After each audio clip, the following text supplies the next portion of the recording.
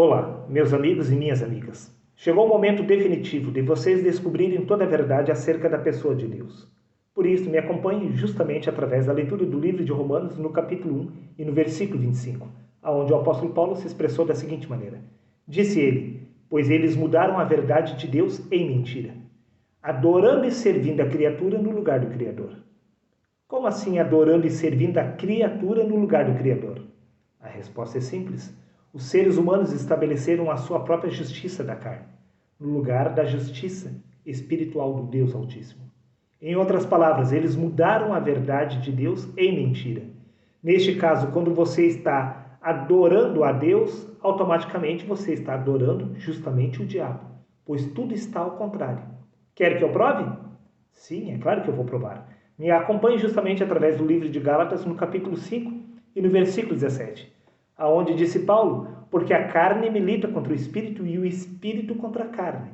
Também no livro de Romanos, capítulo 8, versículo 7, disse Paulo, porque a mentalidade da carne é inimiga de Deus. Veja bem, se é o espírito que milita contra a carne e a carne que milita contra Deus, podemos entender perfeitamente que o inimigo do ser humano não é o diabo, mas justamente o próprio Deus, pois é o espírito que está militando contra a carne. Neste caso, os seres humanos mudaram a verdade de Deus, quando afirmaram que o inimigo nosso é o diabo, quando automaticamente o inimigo da carne é o próprio Deus, pois a carne não se sujeita à lei de Deus e nem o consegue fazê-lo. Preste atenção neste mistério. O Deus que a carne serve é o diabo, e não o espírito, pois o espírito é inimigo da carne. E a carne é inimiga do espírito. Por isso podemos entender perfeitamente porque no livro de Ezequiel, no capítulo 28, disse Deus a Satanás: Tu és um homem. Disse Deus ao diabo. E disse Deus: Tu estava no Éden. Espera aí. Quantos homens se encontravam no jardim do Éden? Bingo. Somente Adão. Adão era o próprio diabo. E a serpente que estava no Éden, descrita como o inimigo, na verdade era o próprio Deus. Pois no jardim do Éden existia justamente Adão e a serpente. Existia o diabo e Deus. Esta é a descrição verdadeira. E eu irei te provar que o diabo descrito nas Escrituras é o próprio Deus. Ao passo que a natureza divina, a criatura, é o próprio inimigo. Veja por você mesmo. O que consta no livro de 2 Coríntios, capítulo 4, versículo 4, aonde diz, nos quais o Deus deste século cegou o entendimento dos incrédulos. Quem foi exatamente que cegou o entendimento dos incrédulos? Pergunte ao seu líder religioso. Ele irá te dizer que é o diabo. Bom, se é o diabo que cegou o entendimento dos incrédulos, então vamos ver exatamente quem é esse diabo. Evangelho de Mateus, capítulo 13, versículo 13, diz: Por isso lhes falo por meio de parábolas, para que vendo não enxerguem. O diabo daquele século era Cristo, descrito pela carne, pois eles passaram a adorar a criatura no lugar do Criador, pois eles mudaram a verdade de Deus. E logo atribuíram que Cristo era o próprio diabo, pois o diabo é o inimigo do ser humano, que é o espírito. Neste caso, podemos entender perfeitamente, porque no Evangelho de João, capítulo 12, versículos 38 a 40, disse Cristo, para que se cumprisse a palavra do profeta Isaías, cegou-lhe os olhos, endureceu-lhes o coração, a fim de que não vejam com os olhos e compreendam com o coração, e assim não se convertam e os cure. O próprio Cristo cegou o entendimento dos seres humanos através de parábolas, para que estes não se convertessem e não fossem salvos. Espera aí, isso é papel do diabo? O diabo não quer que as pessoas se convertem e sejam salvos. E justamente por isso que o Deus das Escrituras falou através de enigmas, através de mistérios, através de parábolas, para cegar o entendimento dos seres humanos, para que estes não chegassem ao pleno conhecimento da verdade e assim fossem salvos. Então, tudo está ao contrário. Você tem servido o diabo, acreditando estar servindo a Deus. Por isso que foi Deus quem cegou Adão lá no princípio das Escrituras. Quer que eu prove? Sim, eu vou provar. Livro de Êxodo, capítulo 4, versículo 11, disse-lhe o Senhor: quem fez o mudo e o surdo, ou o cego? Não sou eu o Senhor? Sim, foi Deus quem criou Adão cego, lá no jardim do Éden. Não há para onde fugir, não há como negar. Prova disto é que, no livro de Gênesis, capítulo 2, versículos 25, diz: e ambos estavam nus, o homem e a sua mulher, e não se vergonhavam. Não se vergonhavam porque estavam cegos. A nudez é símbolo do pecado no homem. O ser humano não conseguia enxergar o pecado em si mesmo porque se encontrava cego espiritualmente. Por isso, no livro de Gênesis, capítulo 3, versículo 5, disse a serpente: porque Deus sabe que no dia em que dela comerdes se abrirão os vossos olhos e sereis como Deus, sabendo o bem e o mal. Mas aquele Deus, que era o falso Deus, não queria que Adão se reconhecesse através do Espírito, senão somente através do corpo. Pois se reconhecer através do corpo é a própria morte. Se reconhecer através do Espírito é a vida. Por isso, diz nas Escrituras: e a vida eterna é esta, que te conheço a ti. Se reconhecer através do Espírito é a vida eterna. Porém, Adão não era capaz de se reconhecer através do Espírito, porque os seus olhos se encontravam fechados. Pois no livro de Gênesis, capítulo 3, versículo 7, diz: então foram abertos os olhos de ambos e perceberam que estavam nus. Eles já estavam nus. Eles não se encontraram em pecado depois de abrir os olhos. Eles já estavam em pecado, apenas não eram capazes de reconhecer esse estado. Assim como Saulo de Tarso. Saulo de Tarso estava perseguindo os cristãos, acreditando estar prestando um serviço sagrado a Deus. Mas, quando se abriu os olhos de Saulo de Tarso, ele percebeu que ele era um pecador. Só a partir de então, ele foi capaz de se reconhecer através do corpo, pois ele entendeu que este era o corpo do pecado. A partir de então, Paulo percebeu que ele não era o corpo. Quando abriu seus olhos, ele entendeu que ele era o Espírito do Deus Altíssimo tendo uma experiência inconsciente através do corpo. Pois a partir do momento que se abriu os olhos de Saulo de Tarso, disse ele: já não sou mais eu quem vive, mas é Cristo que vive em mim. Saulo de Tarso morreu a partir do momento que os olhos dele se abriram. Esta é a história de Adão. A partir do momento que os seus olhos se abriram, a morte entrou no mundo. Sim, meu amigo. Não há para fugir, para onde fugir, não há como negar a verdade. Agora veja que curioso, que interessante. Veja exatamente o que está escrito no Evangelho de João, no capítulo 9, no versículo 39. Se você não crê exatamente que Cristo, que o verdadeiro Deus, era a serpente do Éden, então, a partir de então, você entrará em contradição. Pois no Evangelho de João, capítulo 9, versículo 39, diz: então revelou Jesus: eu vim a este mundo para julgamento, a fim de que os cegos vejam. Adão se encontrava cego, e foi a serpente que abriu os olhos de Adão, para compreender que ele se encontrava nu, ou seja, a nudez é uma representação do estado pecaminoso da carne.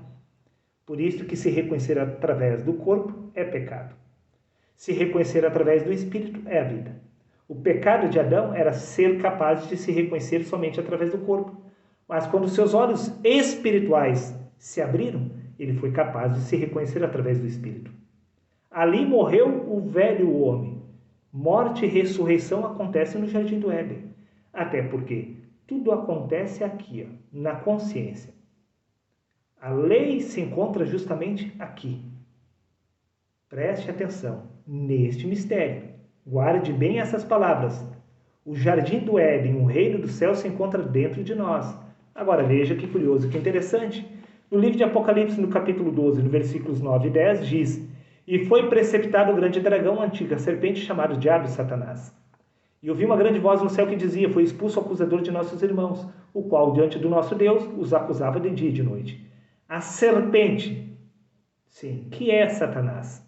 É o acusador que acusa os seres humanos diante de Deus. Agora, veja que curioso, quem exatamente é esta serpente? Satanás. Evangelho de João, capítulo 5, versículo 45, disse-lhe Jesus: não penseis que eu vos acusarei diante do Pai.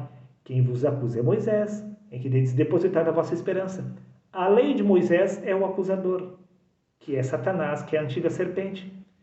E esta lei é santo, o mandamento justo e bom. A serpente, que é o diabo, é santo. O mandamento é justo e bom. Pois acusar o ser humano é justamente o papel de Deus. Pois é exatamente isso que o diabo faz. Ele te acusa que você está em pecado, você está em pecado, você está em pecado. mas você se recusa a ouvir, porque a carne milita contra o espírito milita contra a carne. A carne não dá ouvidos para o espírito, porque a carne tem um espírito como o próprio diabo. Por isso, os seres humanos mudaram a verdade de Deus é mentira. A serpente é justamente quem ajudou a Adão a enxergar a verdade que estava na frente dos seus olhos. Tal conselho é concedido por Deus no livro de Apocalipse. Disse Deus: aconselho-te que unja os teus olhos, a fim de que vejas o mesmo conselho da serpente. Você precisa despertar do Espírito de Cristo na carne.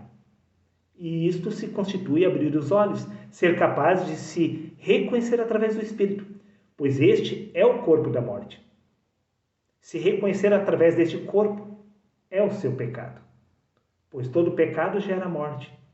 Você gera morte a partir do momento que você passa a se reconhecer através do corpo.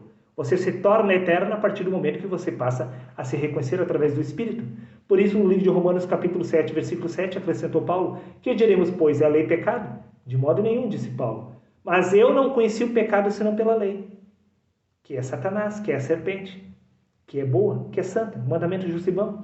Prova disso que estamos falando da serpente é que no livro de Romanos, capítulo 7, versículos 11 e 12, disse Paulo: porque o pecado, tomando ocasião pelo mandamento, me enganou, assim como a serpente enganou Eva, lá no Éden, e por ele me matou. Sim, a morte entrou justamente por Satanás, que enganou o homem. Porque, do contrário, se o ser humano não fosse enganado, este nunca abriria os olhos para a realidade, simplesmente porque a carne milita contra o espírito. Neste caso, o espírito teve que enganar o ser humano, se passar por serpente, por diabo, para fazer você entender este mistério. Sim, assim a lei é santa, o mandamento santo, justo e bom. Não há nada de maligno. Exatamente no mistério descrito no livro de Apocalipse. Preste atenção neste mistério, pois no livro de 2 Coríntios, capítulo 3, versículo 6, diz: a letra mata. Espera aí, quem mata não é o diabo? Sim, mas você precisa morrer. Se você não morrer, você não poderá ressuscitar. Se você não cessar de se identificar através do corpo, você nunca irá despertar do espírito. Você precisa morrer para a identificação com o corpo, para poder se identificar através do espírito. Por isso, no livro de 2 Coríntios, capítulo 3, versículo 7, diz: com letras sobre pedras foi gravado o ministério que trouxe a morte. A morte entrou justamente por Satanás, que é Adão, pois Adão era justamente o diabo que se encontrava no jardim do Éden, e Deus era a serpente tentando abrir o entendimento do ser humano. E isso tudo acontece aqui, na sua mente. A mentalidade da carne está aqui, porém a lei espiritual de Deus está dentro também da sua mente, tentando abrir os seus olhos, a sua compreensão para discernir este mistério, que os pensamentos da carne não são seus amigos. São justamente os seus pensamentos que são seus inimigos. A mentalidade da carne é que é inimiga do espírito. E nisso se constitui que eles passaram a adorar a criatura no lugar do Criador. Passaram a estabelecer a sua própria justiça ao invés do espírito. Pois no livro de Hebreus, capítulo 10, versículos 28 e 29, diz: quebrando alguém a lei de Moisés, morre sem misericórdia. De quanto maior castigo cuidais vós, será julgado quem fizer agravo ao espírito da graça. Tanto a lei quanto a graça foram estabelecidos para gerar a morte no homem. Pois como você poderá entrar no reino dos céus sem passar pela morte? O ego precisa morrer, o falso eu, esta descrição de quem você acredita ser, deve morrer, pois essa não é a sua verdadeira vida. Pois no livro de Colossenses, capítulo 3, versículo 4, diz: quando Cristo, que é a nossa vida, se manifestar. Então você entenderá que você é o espírito, tendo uma experiência inconsciente através do corpo. Preste atenção neste mistério, meu amigo. Está tudo ao contrário. O bem e o mal foi invertido através das Escrituras, justamente por causa da justiça da carne. O diabo, a serpente, que é a lei, diz, Romanos 3,10, como está escrito, não há nenhum justo, nenhum sequer. Não é exatamente isso que o diabo nos acusa, que todos nós somos pecadores?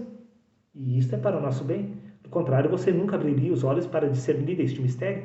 Pois no livro de Romanos, capítulo 3, versículo 23, diz, pois todos pecaram. E no livro de Romanos, capítulo 6, versículo 33, diz, o salário do pecado é a morte. Você precisa morrer. Não indo parar lá no cemitério. Morrer para quem você acredita ser através do corpo, pois você não é o corpo. Por isso, morte e ressurreição acontece em vida. Você morre para quem você acredita ser através do corpo. E ressuscita através do despertar da consciência espiritual de Cristo no homem. Pois quando você passar a se reconhecer através de Cristo, você passou da morte para a vida. Por isso, no Evangelho de João, capítulo 11, versículos 25, disse Cristo: eu sou a ressurreição e a vida.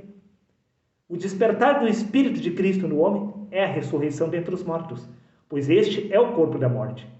Para você possuir vida em si mesmo, você precisa despertar do corpo espiritual. Pois se há corpo natural, há também corpo espiritual. Por isso, meu amigo, no Evangelho de Mateus, capítulo 15, versículo 19, diz: porque do coração procedem os maus pensamentos e os homicídios. E o ser humano passou a adorar e a servir a criatura, no lugar do Criador. Desta forma, eles mudaram a verdade de Deus em mentira. Por isto, Deus é um assassino, descrito nas Escrituras, porque foi estabelecida a justiça da carne, e esta foi atribuída a Deus. Pois no livro de Deuteronômio, capítulo 32, versículo 39, diz: vede agora que eu sou o único, eu somente, e nenhum Deus há além de mim. Eu mato e eu faço viver, eu filho e eu saro. Foi atribuído exatamente estes atributos à pessoa de Deus, segundo a visão da justiça da carne, que é inimiga do Espírito. Neste caso, como poderia ser assim? Não é, senão, segundo o ponto de vista da carne. No livro de Isaías, capítulo 45, versículo 7, para piorar, diz: eu formo a luz e crio as trevas, faço a paz e crio o mal. Eu sou o Senhor que faço todas essas coisas. É Deus quem faz o bem e faz o mal? Não. Quem faz o bem e o mal são os seres humanos através do corpo. Prova disso é que, no livro de Tiago, capítulo 4, versículo 1, diz: de onde vêm as batalhas e os desentendimentos que há entre vós? De onde, senão das paixões que guerreiam dentro de vós? Repito, de onde vêm as batalhas e os desentendimentos que há entre vós? De onde, senão das paixões que guerreiam dentro do homem? Agora veja, nas Escrituras, Deus é conhecido como Deus dos exércitos, ou seja, batalha, guerra, desentendimento que é próprio do coração do homem. Eles mudaram a verdade de Deus e atribuíram que Deus é o Deus da guerra e não do amor.